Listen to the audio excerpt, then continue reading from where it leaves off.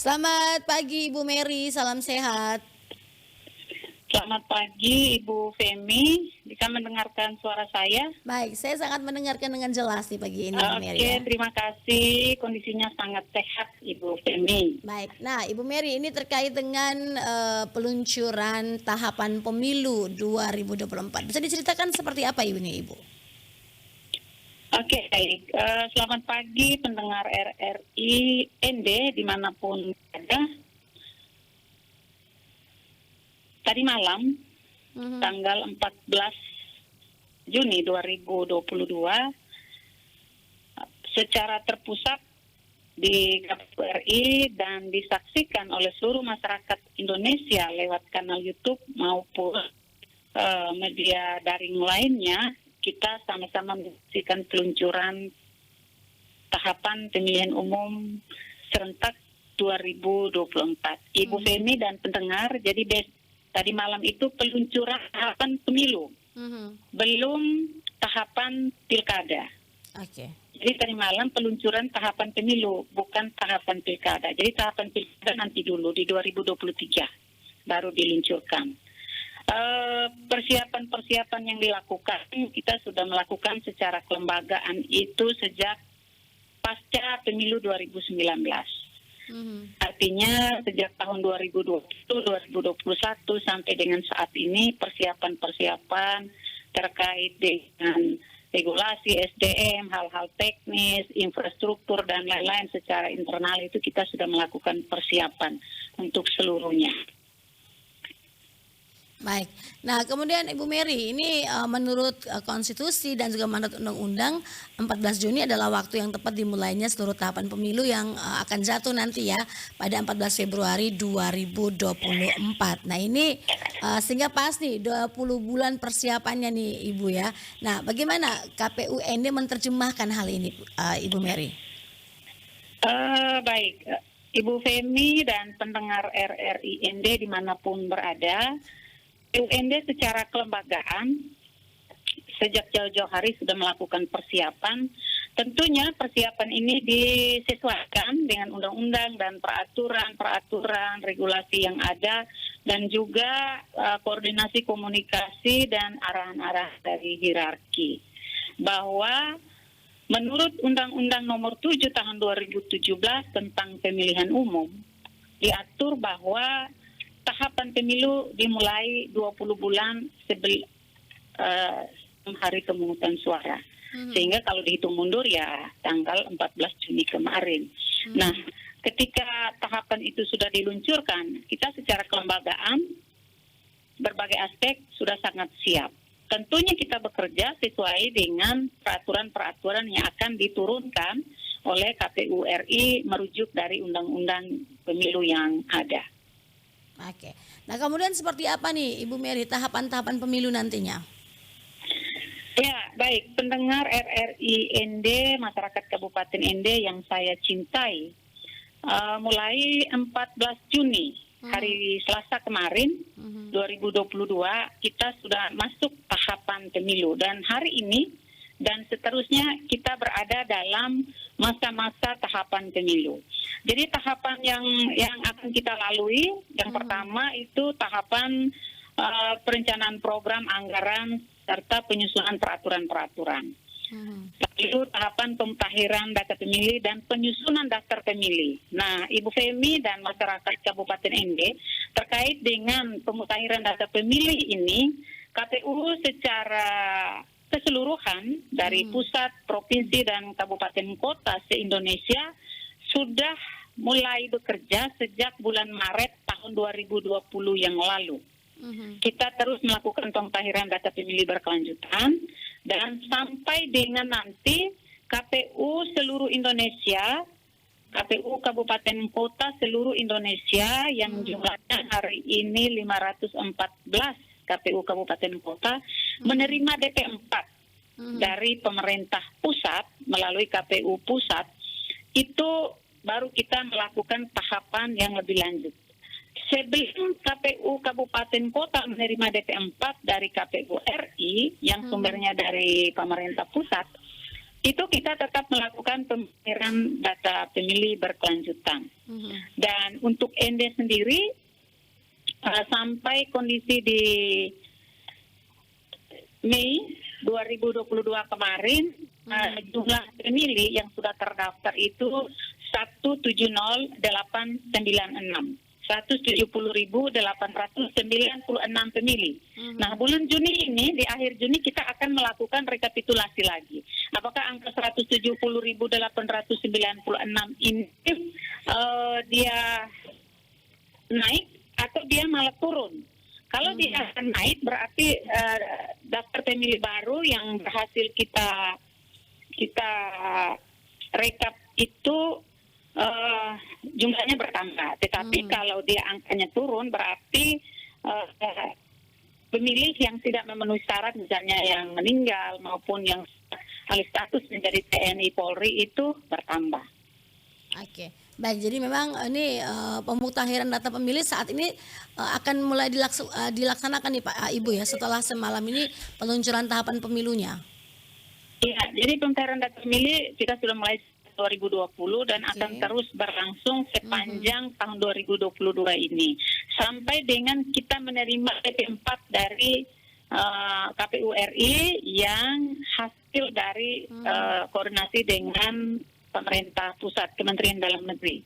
Oke. Nah, kemudian Bu Mary, ini bagaimana koordinasi dan juga kerjasama lintas sektor nih yang dibangun bersama dengan penyelenggara pemilu, misalnya KPU, kemudian Bawaslu, dan juga Dewan Kehormatan Penyelenggara Pemilihan Umum DKPP untuk kelancaran semua proses nih. Dan juga kita berharap nih Bu Mary ya bahwa tahapan pemilu ini, proses pilkada serentak ini bisa menjaga dan juga meningkatkan moralitas dari pemilu 2024 ini sendiri, Ibu. Iya, betul sekali Ibu Femi. Pendengar RRI dimanapun berada, lembaga penyelenggara pemilu itu ada 3, yaitu KPU, Bawaslu, dan Dewan Kehormatan Penyelenggara Pemilu, DKPP. Koordinasi untuk 3 lembaga penyelenggara pemilu ini kita bangun secara aktif, baik di pusat, di provinsi, maupun di kabupaten kota. Di 2024 kita sudah punya komitmen bersama untuk selalu saling bersinergi terkait dengan regulasi-regulasi teknis yang mengatur tata kerja di 3 institusi ini. Sehingga kita punya pemahaman yang sama dalam berbagai tahapan yang dilakukan untuk menghindari hal-hal yang memang tidak kita inginkan terjadi. Mengaca dari pengalaman pemilu-pemilu yang sudah berlalu. Jadi kita melakukan koordinasi secara intens, baik di level kabupaten, di level provinsi, dan juga di level pusat untuk 3 institusi ini.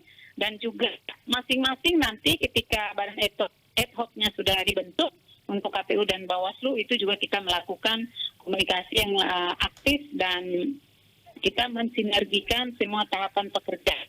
Tentunya koordinasi yang dilakukan dan pekerjaan-pekerjaan yang dijalankan oleh 3 institusi ini tentu saja sesuai dengan rujukan aturan dan undang-undang yang ada. KPU menyelesaikan dan melaksanakan apa, Bawaslu mengerjakan apa, menyelesaikan apa, begitupun dengan DKPP. Jadi masing-masing ini menjalankan peran dan fungsinya, namun koordinasi untuk 3 institusi ini tetap berjalan untuk supaya sama-sama maju bersama satu langkah bersama masyarakat Kabupaten ND, Provinsi NTT, dan Indonesia pada umumnya. Oke. Nah, kemudian Bu Mary semalam ya dalam peluncuran tahapan pemilu secara daring ini Pak Mendagri Tito Karnavian menyampaikan sambutan yang mewakili Presiden Joko Widodo. Nah, bisa diinformasikan apa yang disampaikan atau apa yang diharapkan oleh Pak Presiden ini Ibu terkait dengan pelaksanaan pemilu 2024 nantinya? Iya, baik Ibu Femi dan pendengar RRIND dimanapun berada, Pak Kementerian Dalam Negeri, Pak Menteri Dalam Negeri, Pak Tito Karnavian menyampaikan berbagai hal penting yang diharapkan dan yang disampaikan oleh Bapak Presiden. Yang pertama itu pemerintah mendukung penuh. Pemerintah mendukung penuh untuk suksesnya penyelenggaraan pemilu 2024 dan juga pemilihan serentak 2024. Semua kementerian yang terkait sudah disampaikan oleh Bapak Presiden bahwa mendukung penuh pelaksanaan tahapan pemilu ini. Mulai dari aspek teknis, mulai dari anggaran, pendanaan, dan juga dukungan-dukungan keamanan lainnya. Lalu terkait dengan data pemilih, Bapak Presiden menyampaikan melalui Pak Tito Karnavian bahwa harus benar-benar dipastikan setiap pemilih ini namanya tercatat di dalam daftar pemilih, sehingga di hari H tanggal 14 Februari 2024 nanti setiap warga bisa menggunakan haknya, bisa memilih pemimpinnya di TPS, lalu tidak ada satupun yang terlewatkan. Dan ini sudah dikoordinasikan juga dengan Kementerian Dalam Negeri, Dirjen Kependudukan. Sudah dikomunikasikan juga dengan Dukcapil di kabupaten se-Indonesia untuk sama-sama bersinergi terkait dengan data pemilih ini. Perbaikan-perbaikan aplikasi misalnya SIDALI, itu Sistem Informasi Data Pemilih, dan aplikasi lainnya terkait dengan partai politik, dengan logistik dan lain-lain itu yang sudah dibangun oleh KPU, Bapak Presiden minta untuk terus ditingkatkan. Yang berikutnya adalah semua masyarakat harus berpartisipasi. Karena pengalaman di 2019 yang lalu, Indonesia adalah salah satu negara dengan mencapai partisipasi tertinggi di dunia, yaitu 81%. Dan untuk ND waktu itu partisipasi pemilihnya 85%, melebihi standar nasional yang 77,7%. Dan masih banyak hal lain, antara lainnya waspada atau kendalikan masalah teknis yang bisa saja berbuntut panjang karena hal-hal teknis ini tidak dikelola secara baik. Berikutnya, keamanan dan ketertiban di seluruh wilayah Indonesia harus benar-benar dikendalikan. Kesehatan dijaga dan juga komunikasi, koordinasi di semua sektor terus ditingkatkan. Begitu Ibu Femi. Oke. Kemudian yang terakhir nih Ibu Mary ya, apa upaya yang dilakukan dalam mendorong partisipasi pemilih untuk ikut aktif nih memilih nantinya, termasuk diantaranya memberikan edukasi, sosialisasi, dan juga pendidikan politik secara masif? Ya, upaya yang dilakukan yang pertama kita mengajak semua pihak di wilayah masing-masing untuk bergandengan tangan menyebarkan informasi dan mengikuti setiap perkembangan yang ada terkait dengan tahapan pemilu yang sudah kita mulai ini. Dan KPU, Bawaslu sebagai penyelenggara pemilu di daerah itu punya untuk memberikan sosialisasi dengan berbagai kanal. Semua saluran komunikasi kita manfaatkan dan semua pihak kita libatkan. Lalu tadi malam waktu kita hadir secara daring di acara peluncuran tahapan dan jadwal itu kita sudah sampaikan kepada semua pihak untuk mari kita bergandengan tangan untuk melewati hari demi hari melaksanakan setiap tahapan ini sehingga sukses yang kita raih adalah sukses kita bersama. Oke, baik Ibu Mary, terima kasih untuk informasinya pagi hari ini. Semoga segala prosesnya ini berjalan lancar hingga di hari pencoblosan nantinya ya, di 14 Februari 2022. Selamat pagi Ibu, selamat beraktivitas, salam sehat selalu. Iya, terima kasih Bu Femi, salam sehat, selamat pagi.